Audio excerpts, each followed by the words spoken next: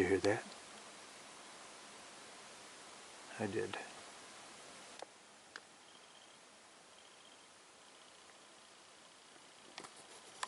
Two rocks hit the water. One was really big. The other was, I don't know, a baseball size.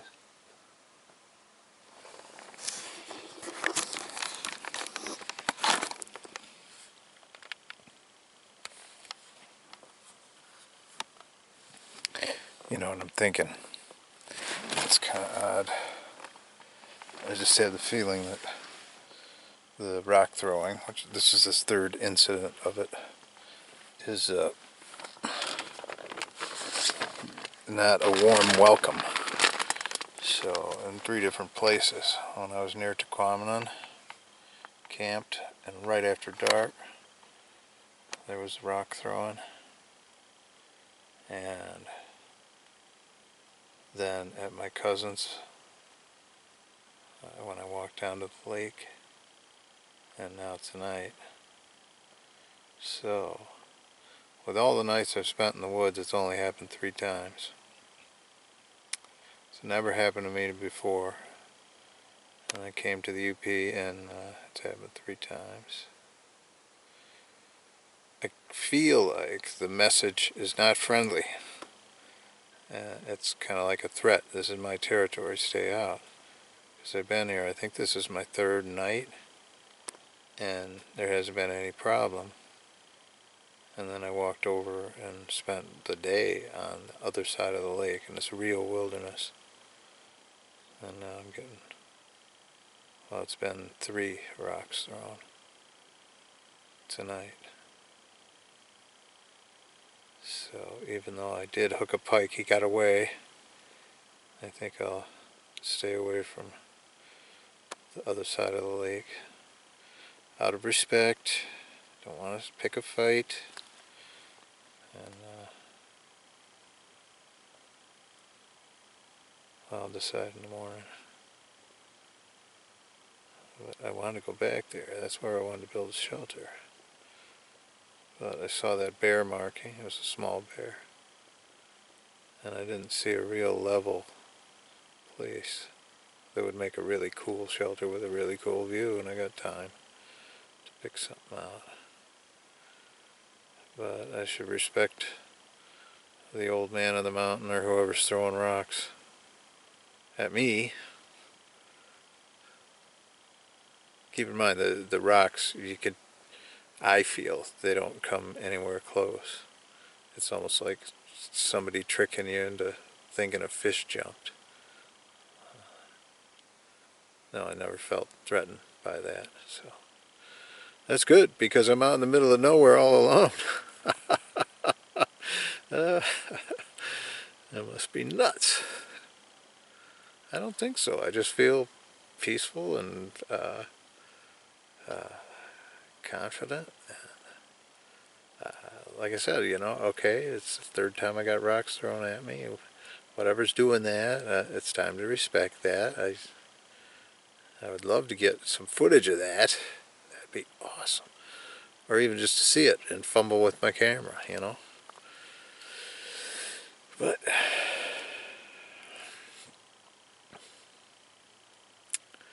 well, it's bedtime. I'll wake you up if anything happens.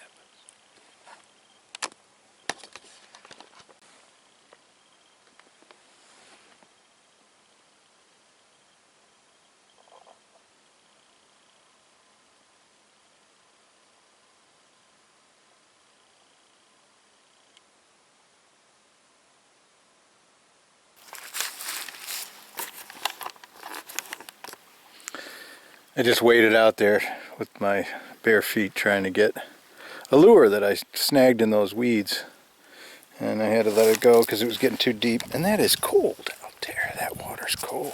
We're having a very unusual warm spell. Went into town and talked to some locals about that, and that's what they said. They said this time 2 years ago there was 4 feet of snow, so they said just enjoy this now while you can, which is what I'm doing. I got a new fishing rod to handle these pike.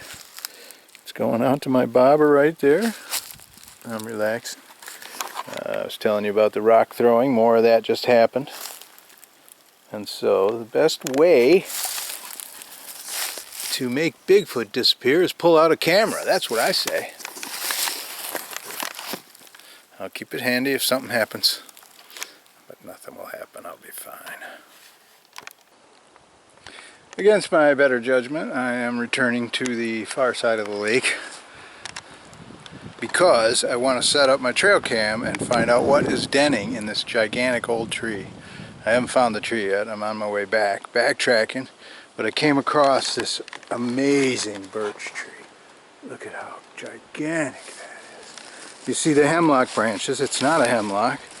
It died, and the hemlock is behind it, holding up those. I'm standing in the wrong place on a windy day. Alright then, move. It's hard to get through this because the ground is saturated and there's low-lying areas trapped between these rocks, which are covered with moss and leaves and growth.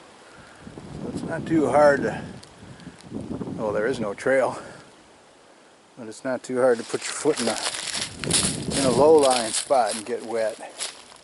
I got to get up that way. It's hard to do into the glare. Also, I cannot see any predators, and so I keep saying, "Hello, bear. How are you?"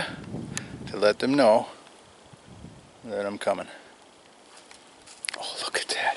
Another view of this magnificent old birch.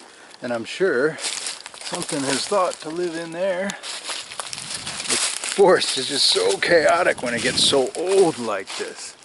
So long from the time that the first trees grew here. Wind is howling out there. That's why a fir forest is a nice place to be. Look at all those pellets. I'm going to set up my camera trap, find out what lives there. If that's an owl, that's a ton of pellets. I'll zoom in for you.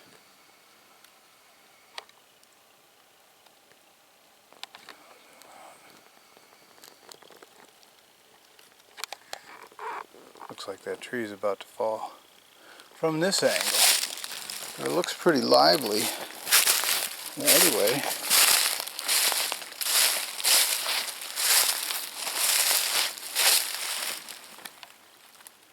That is really interesting. I'm going to put my camera right there. And tonight, maybe, the animal will reveal itself.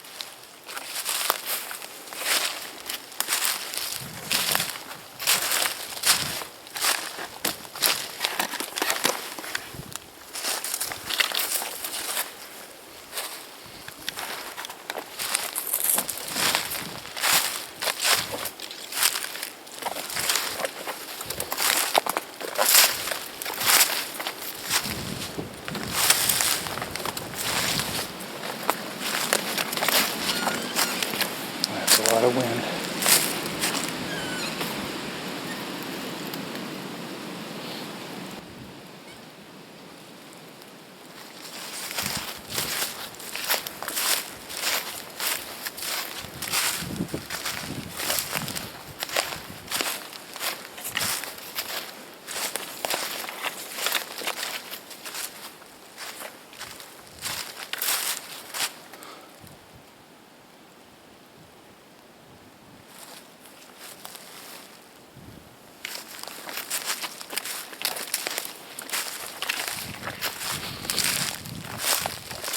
Since there's no trail, I have markers in my head to line things up. So we've got the big cross piece of that tree with the den and its base. Way back there. Alright, and then we've also got this broken tree here. And that gives me a bearing between those 2 points. 1, 2, and there's a crest of a hill up here. It leads down steeply to that swamp. I'm sorry, now they call them wetlands. It leads down to those wetlands. And if I hook a sharp left at the top of the hill and go into the firs, I will find myself avoiding the Jedi swamp that I had to wade through last time. Well, I didn't have to wade. I had to pick my way carefully. I love that sunlight and my shadow.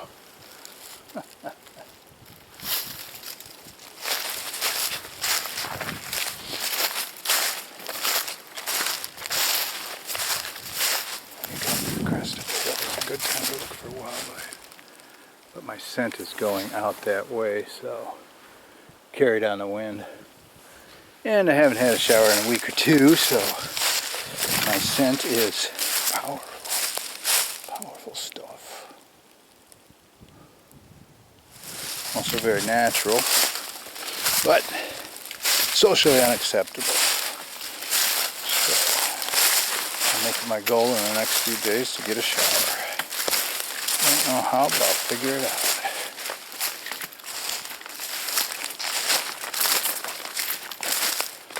You can see the blue of the lake out there beyond the pines, and the blue of the sky, that UP blue. That's awesome.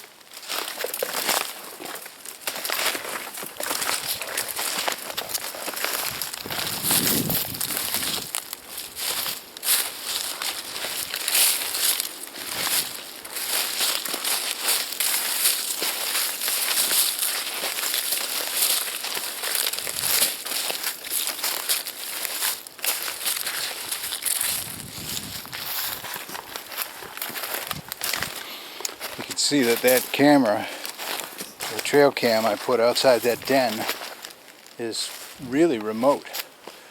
I mean, there's a picnic area and swim area down here, which from the looks of it, it gets used very infrequently. And it's in great shape, but people don't come out here that much. And they certainly don't trudge through a wetland to get to the forest beyond. And so that's why that den is there and safe. But look, I spoke too soon. Look, somebody was out here 50 years ago with an ancient tin can and they shot a hole in it. Boom, boom. I'll put it up here for a target. If they come by again. No, they're long since dead, actually. 50 and 20, 70, I'd say at least 50 years. And look at this beautiful. And look, it's a white cedar. That was a spiral that fell and died. Here's the roots. And there's the top. And isn't that magnificent? The gnarly way those roots form.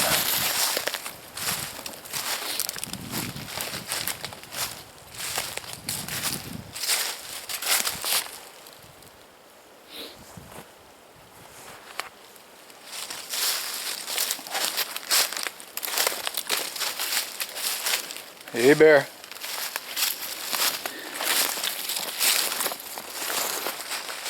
Another big tree.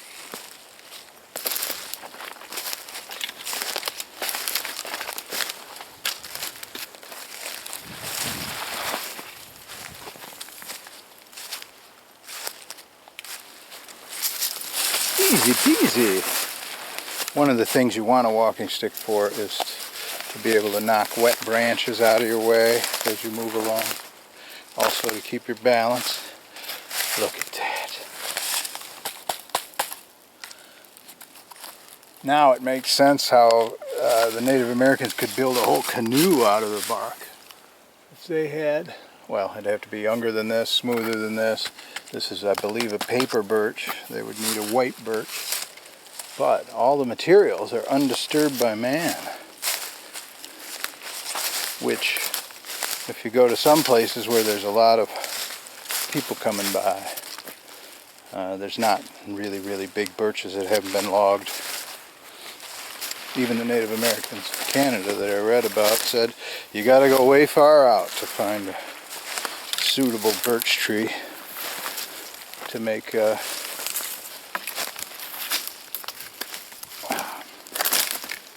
birch bark canoe, which I think aesthetically would be very pleasing. However, practically it would be scraping on the rocks whenever you went down a river. Be hard to repair, hard to keep from leaking. I don't know if you've ever had a leaky boat, but it's a pain in the butt. And they'd be super heavy to portage. So, I don't even think any Native Americans who are purists would rely on a birch bark canoe for anything more than tradition and ornamental, not for a workhorse on the lake. If they're a trapper or a hunter, they would go into town and get some Ramex, some kind of rigid plastic that would be tough enough for them to drag on the ground when they hit low water, or to survive a rapids if they will ram a rock. And these things are life and death when you're way out. I mean, injured in a crash in the rapids and your birch bark canoe is totaled, you better have your survival game on.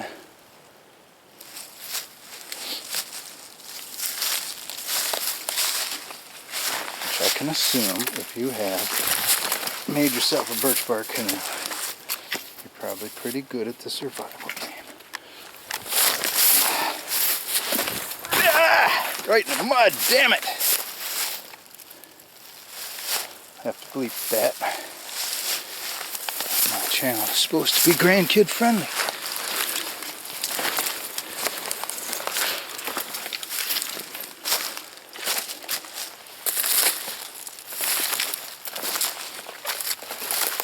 This place would be mosquito fest if it were summertime. If not, I'd rather have the chill and not 1,000 mosquitoes eating me alive. This is better. Well, I've got the camera out there. Tomorrow I'll go check it. Hopefully we got some critters on cam.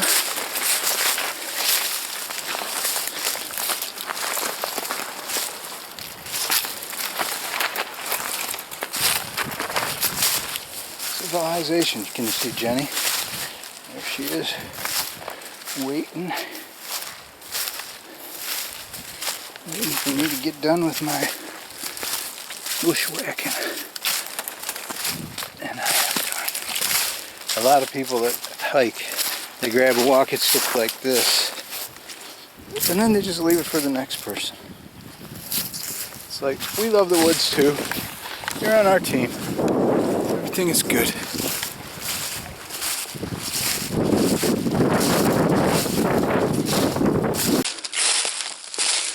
2 days later, about an hour of daylight left, so I gotta quickly find the place. See, here's my marker, so I know somewhere along that line is a slanted tree with a den in it, where I left the camera.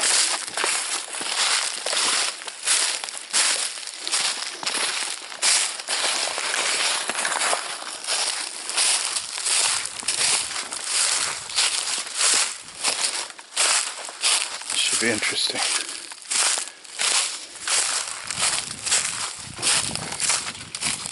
It's also a little bit dicey.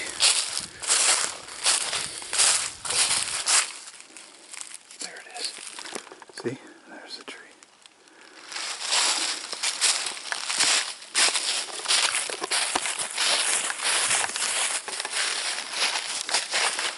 You watch my back while I go in.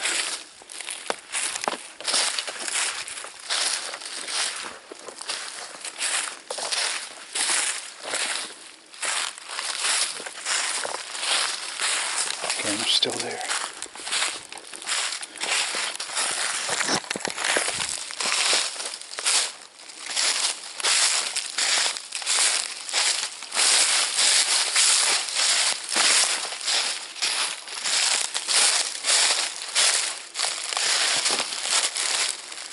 I was thinking, are these owl pellets? They'd be pretty small to be that. Let's break it open. Oh man, it looks like herbivore. I don't smell anything. I will wash my hands before eating.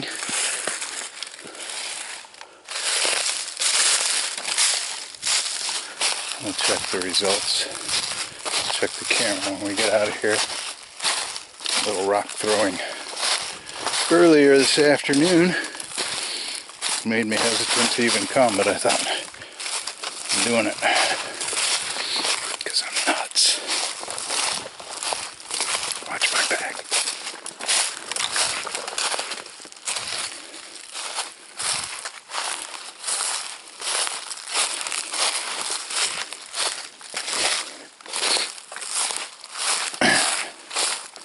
I thought I made a good point, though, that I never heard anyone else make. Hey, you want to get rid of Bigfoot? Get out your camera. Evidently you're camera shy. I bet you $20. Tonight there will be more rock throwing.